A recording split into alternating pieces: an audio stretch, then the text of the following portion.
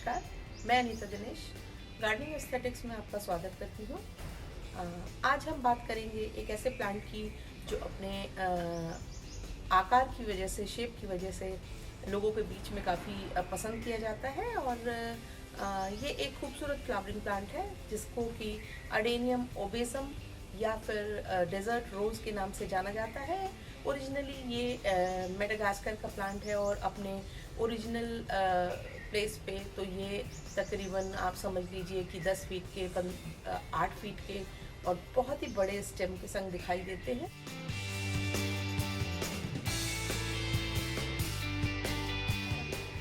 पर हम अपने घरों में इनको बॉन्साई के रूप में लगाना ज़्यादा प्रेफर करते हैं और इसकी बहुत सी हाइब्रिड वैरायटीज़ मार्केट में अवेलेबल है।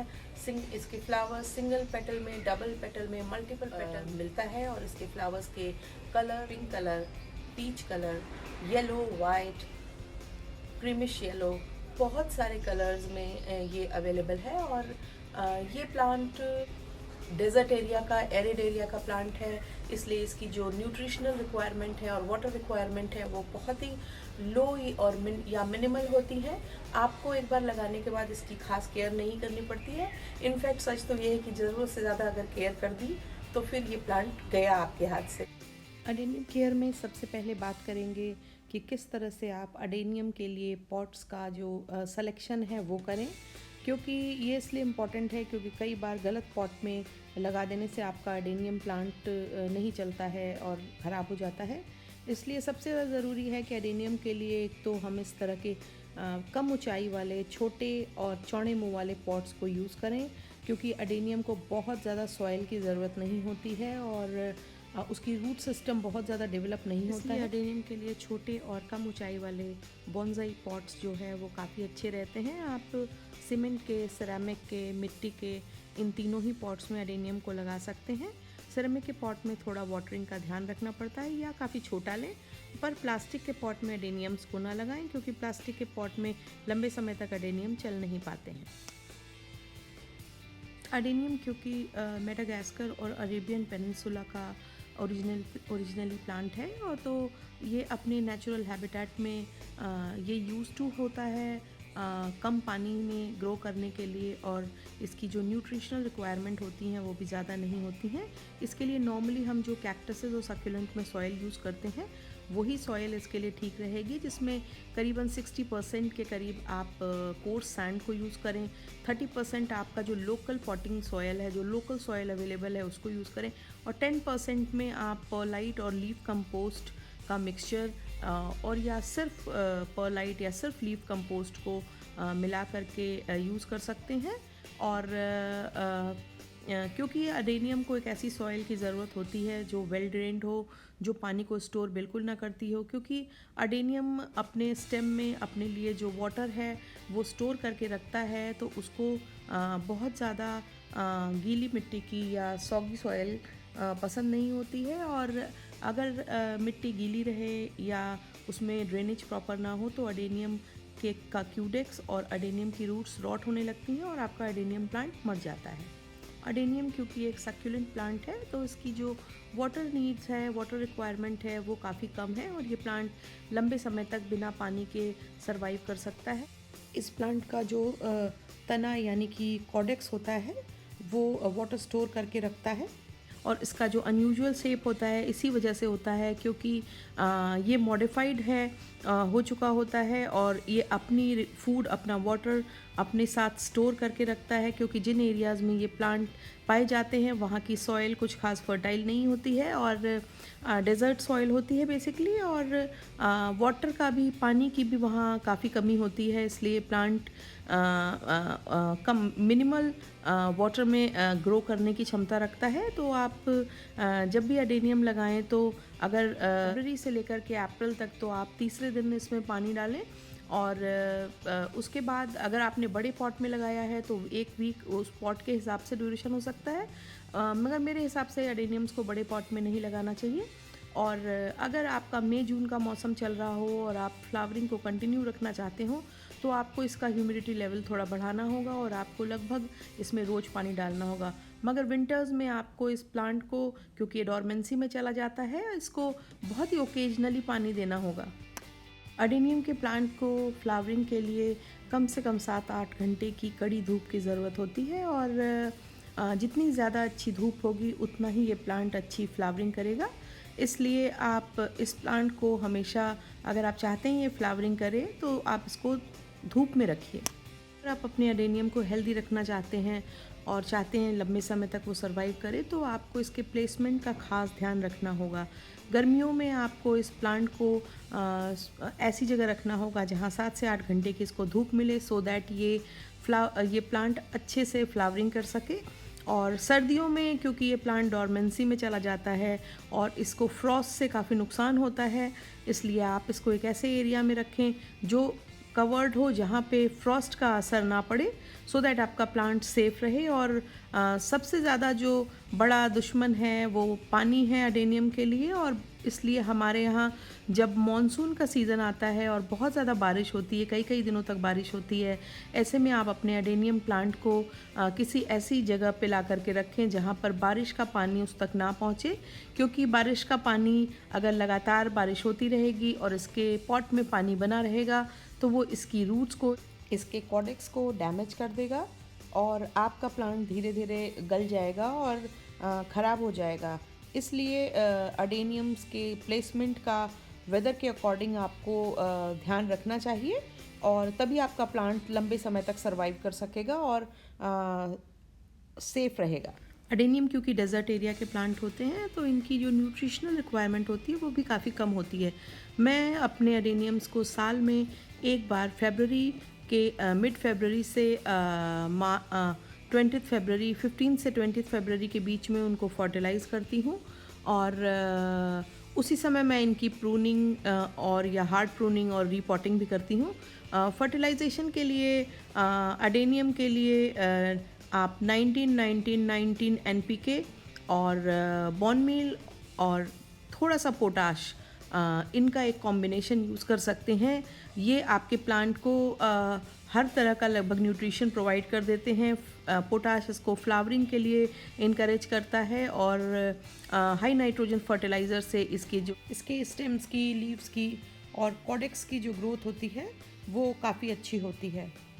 और फॉस्फोरस भी फ्लावरिंग में काफ़ी अहम रोल प्ले करता है, इसलिए आप इनको इन तीनों फर्टिलाइज़र का कॉम्बिनेशन तैयार करें। और अगर आप बीच बीच में चाहते हैं, लिक्विड ऑर्गेनिक मैन्योर को आप इनमें यूज़ कर सकते हैं, पर मुझे लगता है कि ये जो कॉम्बिनेशन है high nitrogen fertiliser NPK 19-19-19, potash और बॉन मील का, वो साल में एक बार अच्छे से यूज़ करना आपके प्लांट के लिए काफ़ी होगा। और एक बात जो बहुत अच्छे से समझ लेने की है कि अडेनियम में कोकोपीट को बिल्कुल भी यूज़ नहीं करना चाहिए। उसका कारण ये है कि कोकोपीट जो है वो मॉइस्चर को रिटेन करके रखता है, और हमको अडेनियम के लिए ऐसी सॉइल की बिल्कुल भी ज़रूरत नहीं है जो मॉइस्चर को किसी तरह से रिटेन करे, क्योंकि मॉइस्चर या नमी जो है वो अडेनियम के लिए सबसे बड़ी दुश्मन है। और कई बार हम जब नर्सरी से अडेनियम के प्लांट लाते हैं तो वो कोकोपीट में लगे होते हैं, और वो इसलिए लगे होते हैं क्योंकि कोकोपीट जो होती है वो लाइट वेट होती है, और कॉमर्शियली वाइबल इसलिए है क्योंकि ट्रांसपोर्टेशन वगैरह में एक तो वो ज़्यादा से ज़्यादा प्लांट वो ला सकते हैं, दूसरा उनकी जो ट्रांसपोर्टेशन आइटम हैवी नहीं होता है, तो कैरी करने में भी आसान होता है। इसलिए नर्सरीज़ में जब आपको अडेनियम मिलेंगे तो कई बार वो कोकोपीट में लगे होंगे, मगर जब ऐसा हो तो आप ला करके सबसे पहला काम ये करें कि बहुत अच्छे से कोकोपीट को झाड़ें, ब्रश से उसको हटा दें, फिर अपने प्लांट को 2-3 दिनों के लिए वैसा ही छोड़ दें, बेयर और किसी ऐसे ड्राई एरिया में जहाँ उन पे बिल्कुल पानी ना पड़े। जब आपके प्लांट की रूट्स का सारा पानी सूख जाए और आपके प्लांट की रूट ड्राई हो जाएं, फिर आप उसको वापस जो है वो उस सॉइल मिक्सचर में तैयार करके लगाएं जो मैंने आपको पहले बताया था। इससे आपका प्लांट अच्छे से ग्रो करने लगेगा। अगर आपको अपने अडेनियम्स में इनके पीक ब्लूमिंग सीज़न में बहुत अच्छे से फ्लावरिंग चाहिए, तो आपको कुछ इम्पॉर्टेंट काम कर लेने चाहिए। पहली बात तो ये है कि जैसे ही 15 से 20 फरवरी के बीच में आपको अपने अडेनियम्स की कटिंग, प्रूनिंग और रीपॉटिंग ज़रूर करनी चाहिए। और रीपॉटिंग का काम आपको अल्टरनेट ईयर करना चाहिए, हर साल ज़रूरी नहीं होता है। और हार्ड प्रूनिंग भी आप अल्टरनेट ईयर करें। बाकी हर साल आप अगर चाहें तो अपने अडेनियम को फ्लावरिंग बढ़ाने के लिए सॉफ्ट प्रूनिंग आप उसमें कर सकते हैं। इससे आपके प्लांट में ब्रांचेस बढ़ेंगी और फ्लावरिंग बढ़ेगी। दूसरी चीज़ आपको आप फर्टिलाइज़र का यूज़ करें। ये फर्टिलाइज़र भी आप फरवरी 15 से 20 के बीच में अपने प्लांट को दे दें, और जिससे कि आपका प्लांट प्रॉपर न्यूट्रिशन पा जाए और साल भर फ्लावरिंग के लिए अपने आप को तैयार कर सके। ये काम आप मार्च में कर लें तो मार्च की फर्स्ट वीक तक अगर आप कर लें, सेकंड वीक तक कर लें तो बेहतर होगा। और अगर अभी तक आपने नहीं किया है तो आप उसको जल्दी से जल्दी करें, सो दैट कि पूरे सीज़न में आपका जो अडेनियम है वो अच्छे से ग्रो करता रहे, अच्छे से फ्लावरिंग करता रहे। और रिपोर्टिंग करने के लिए सबसे पहले आप अपने अडेनियम को निकाल करके उसके रूट पे लगी हुई मिट्टी को खूब अच्छे से झाड़ लें, और ताकि उस पर पुरानी मिट्टी ना लगी हो। फिर आप अपने जो पुराना पॉट है उसकी आधी मिट्टी हटा दें 2 इंच के करीब, और फिर 2 इंच उसमें नई मिट्टी भर दें। अब आप अपने प्लांट को उसमें लगाएं और ऊपर से मिट्टी डाल करके अच्छे से दबा दें ताकि आपका प्लांट लग जाए। और ये है कि रिपोर्टिंग के लिए आप अपने अडेनियम को निकालने के बाद, पुराने पॉट से निकालने के बाद 2-3-4 दिनों के लिए उसके रूट्स को इस तरह से सूखने के लिए रख दें ताकि उनमें कोई भी नमी, कोई भी मिट्टी, कोई भी फंगल इन्फेक्शन ना रहे। आप चाहें तो मिट्टी में फंजीसाइड का यूज़ कर सकते हैं। मैं वैसे फंजीसाइड का यूज़ नहीं करती हूँ, क्योंकि मुझे लगता है कि पहली बात तो ये है कि अभी तक ज़रूरत नहीं पड़ी। दूसरी बात, मुझे ऐसा लगता है कि बहुत ज़्यादा अनावश्यक केमिकल यूज़ करना ठीक नहीं है। ज़्यादातर फंजीसाइड्स जो होते हैं वो पॉइजनस होते हैं, आपके हाथ में लगते हैं, आपकी आंखों में जाने का डर होता है। तो कोशिश करें कि उनको यूज़ ना करना पड़े। अगर आपको ऐसा लग रहा है कि आपका जो अडेनियम है उसको फंजीसाइड की ज़रूरत है, तो आप आधा चम्मच के 1 चम्मच के करीब हल्दी उसके मिट्टी में मिला दें, या आपने जहाँ पे कटिंग की है और आपको डर लग रहा है कि वो जो स्टेम है वो रॉट ना हो जाए, तो आप उसकी टिप पर भी आप हल्दी को लगा करके, फंजीसाइड की प्लेस में हल्दी लगा करके आप प्लांट को अपने फंगल इन्फेक्शन से बचा सकते हैं। अगर आपने अपने अडेनियम्स की टाइम पे कटिंग और प्रूनिंग कर दी या रिपोर्टिंग कर दी है तो आपको सीज़न में उनमें नई ग्रोथ स्टार्ट हो जाएगी। देखिए कैसे मेरे अडेनियम में कटिंग के बाद नई ग्रोथ स्टार्ट हो गई है, और फिर इनमें ब्रांचेस के नंबर बढ़ जाएंगे और फ्लावरिंग भी अच्छी तादाद में होगी। और ऐसा आपने अगर अभी नहीं किया हो तो अभी भी आप 4-5 दिन है, आप ऐसा कर सकते हैं और अपने प्लांट को ज़्यादा ब्लूम के लिए रेडी कर सकते हैं। अडेनियम्स के जो थिक क्यूडक्स होते हैं वो देखने में अडेनियम को बहुत अट्रैक्टिव बनाते हैं, और इसके लिए अगर आप चाहते हैं कि आपके अडेनियम का जो क्यूडेक्स है वो थिक हो, तो आपको बस इतना करना है कि अपने अडेनियम की हर साल प्रूनिंग और कटिंग प्रॉपरली करनी है। उसमें साल में एक बार अच्छे से फर्टिलाइज़र को ऐड करना है, और उसमें वाटरिंग को ध्यान रखना है। आपको पूरे साल अडेनियम में बहुत ज़्यादा वाटरिंग करने की ज़रूरत नहीं है। बस आप मई जून के महीने में मगर उनमें थोड़ी सी फ्रीक्वेंसी वाटरिंग की बढ़ा दें। मैं क्योंकि एक ऐसी जगह पे उनको रखती हूँ जहाँ पे उनको कड़क धूप 8 घंटे की मिलती है, तो मैं मई जून के महीने में उनमें ऑलमोस्ट एवरी डे उसमें वाटरिंग करती हूँ। पर मिट्टी इतनी पोरस होती है कि वो 2-3 घंटे में वो वाटर प्लांट से वो थोड़ी देर बाद ही वो वाटर निकल जाता है, और प्लांट की सॉइल बिल्कुल भी वेट नहीं होती है। देखिए वो इस तरह से ड्राई हो जाती है, जिसकी वजह से फ्लावरिंग पे उसका इम्पैक्ट पड़ता है। क्योंकि अगर आप पानी मई जून में भी काफ़ी गैप पे पानी डालेंगे तो मई जून के जो गर्म महीने होते हैं उनमें फ्लावरिंग में कमी आ जाती है या फ्लावरिंग की क्वालिटी ख़राब हो जाती है। मगर अगर ह्यूमिडिटी का लेवल आप मेंटेन रखेंगे तो ये फ्लावरिंग आपका जो पीरियड है वो लंबा हो जाएगा, और वो फरवरी मिड से लेकर के और आपका जून लास्ट तक अच्छे से इस प्लांट में फ्लावरिंग होती रहेगी। तो ये लगता है कि आपके अडेनियम की जो लीव्स हैं वो समर्स के जो उनका पीक सीज़न है उसमें भी पीली होकर के गिर रही हैं। तो आप इसके क्यूडेक्स को दबा के देखें, और अगर ये आपको थोड़ा ढीला या पिचपिचा दिखाई देता है, दबता हुआ दिखाई देता है, तो इसका मतलब आपके क्यूडेक्स में अंदर जो है वो से ख़राब हो रहा है और उसमें उसके रूट्स अडेनियम के रॉट हो रहे हैं और क्यूडेक्स आपका गल रहा है धीरे धीरे। तो उसको सेव करने का एक तरीका है, कई बार काफ़ी हद तक अगर बहुत ज़्यादा नुकसान ना हुआ हो तो इस तरीके से आप अपने अडेनियम्स को बचा सकते हैं। और किसी अच्छे फंजीसाइड का उसके ऊपर लेप करके और उसको सूखने के लिए रख दें। जब वो पूरी तरह से 3-4 दिनों में, 5 दिनों में आपका अडेनियम का सूख जाए तब उसको वापस से रिपोर्ट करें। इस तरह से करने से कई बार आप अपने अडेनियम को, गलते हुए अडेनियम को फिक्स कर सकते हैं, उसको बचा सकते हैं। और कई बार मगर जब ज़्यादा गल चुका हो तो कई बार सर्वाइव करना प्लांट का मुश्किल भी हो जाता है। मगर अगर आपका प्लांट ख़राब ही हो रहा है तो फिर इसको आजमा के देखने में कोई हर्ज नहीं है। अडेनियम्स का जो प्रोपगेशन है वो 3 तरह से मेजरली होता है। पहला तो अडेनियम की ये जो आप देख रहे होंगे ये सीड पॉड्स हैं, इनमें अडेनियम के सीड्स होते हैं। जब ये सीड पॉड पूरी तरह सूख जाती है तो इसमें इस तरह से गोल्डन कलर के बहुत ही हेयरी से अडेनियम के सीड्स निकलते हैं। का जो ये स्ट्रक्चर होता है वो इसलिए होता है सो दैट कि वो हवा के संग उड़ के ये सीड्स बहुत दूर दूर तक डिस्पर्स हो जाएं और प्लांट की जो ग्रोथ है वो हो सके। और इन सीड पॉट्स को जब ये खुल जाती हैं थोड़ी सी तब आप इनको तोड़ें, क्योंकि अगर आपने पहले तोड़ ली तो फिर ये सीड जर्मिनेट नहीं होंगे यूज़ लगाने पर। आप जब ये खुल जाएं और ड्राई आउट हो जाएं और इनमें से कुछ एक आपको निकलते हुए सीड्स दिखाई दें तो आप इस पॉट को पूरी तरह तोड़ लें। इन सीड्स को पूरी तरह से सिर्फ और सिर्फ बालू में, एक ट्रे में बालू डालें और कोर्स सैंड डालें और उस कोर्स सैंड को अच्छे से पानी से भिगो दें। आप चाहें तो इनमें फंजीसाइड का यूज़ कर सकते हैं सो दैट कि आपके सीड्स में फंगस ना लगे। मैं फिर फंजीसाइड की जगह इनको मैं अच्छे से ड्राई हुए सीड्स को, बालू को गीली करके और इसमें बीज को लगभग 1-1 इंच के डिस्टेंस पे बिछा देती हूँ।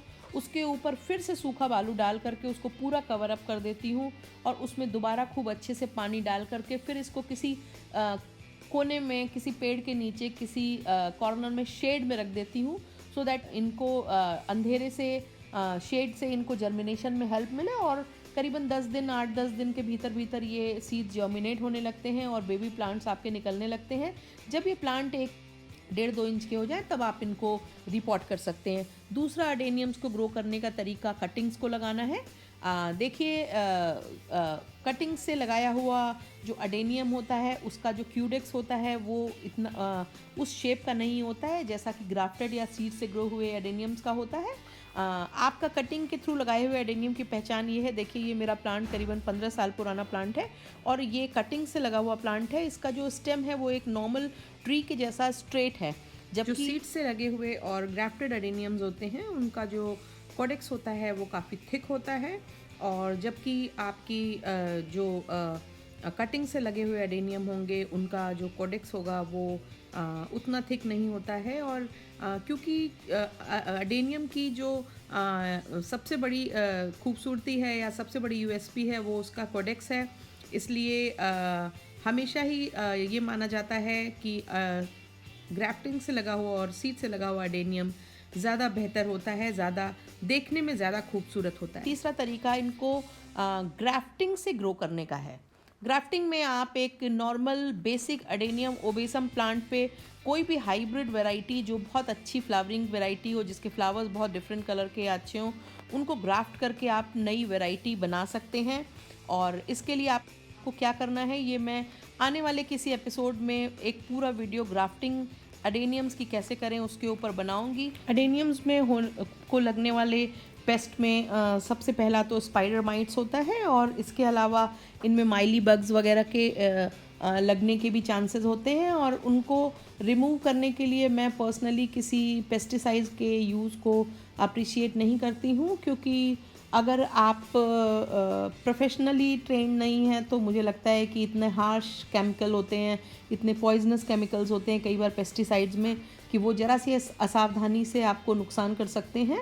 और मैं खुद तो हमेशा ही इनके पेस्ट्स वगैरह को रिमूव करने के लिए डिश वॉशिंग सोप के सॉल्यूशन को या हाइड्रोजन पेरोक्साइड के सॉल्यूशन को यूज़ करती हूँ और उसको मैं डाइल्यूट करके एक स्प्रे बॉटल में भर करके अपने अडेनियम प्लांट्स के ऊपर उसका छिड़काव कर देती हूँ। और सामान्यतः इस सोप सॉल्यूशन से या डाइल्यूटेड नीम ऑयल से ये ज़्यादातर जितने बग्स हैं और जो स्पाइडर माइट्स हैं अडेनियम के ऊपर से वो चले जाते हैं और उनसे आपको निजात मिल जाती है।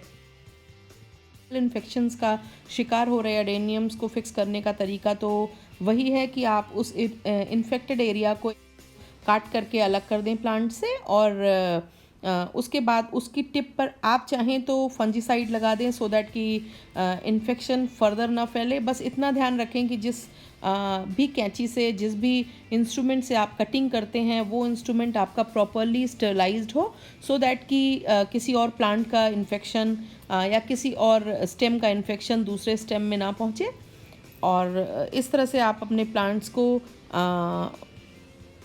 रॉटिंग का शिकार हो रहे प्लांट को सेव कर सकते हैं। और अगर आपको लग रहा हो कि उसका क्यूडेक्स रॉट होना शुरू हो गया हो, गलना शुरू हो गया हो, तो मैंने आपको आगे भी पहले भी बताया है कि आप उसको फिर सबसे अच्छा तरीका ये है कि उसको प्लांट को निकाल लें और उसकी मिट्टी को पूरी तरह से बहुत अच्छे से ब्रश से झाड़ दें और उसके बाद उस प्लांट को हल्का सा कोई अगर आप चाहें तो फंजीसाइड का लेप करें, नहीं तो उसको किसी ऐसे एरिया में जहाँ पे ड्राई हो, जहाँ पे पानी बिल्कुल ना हो, वहाँ सूखने के लिए रख दें। 3-4 दिन बाद जब वो सूख जाएगा तो उसको वापस आप फिर रिपॉट करें।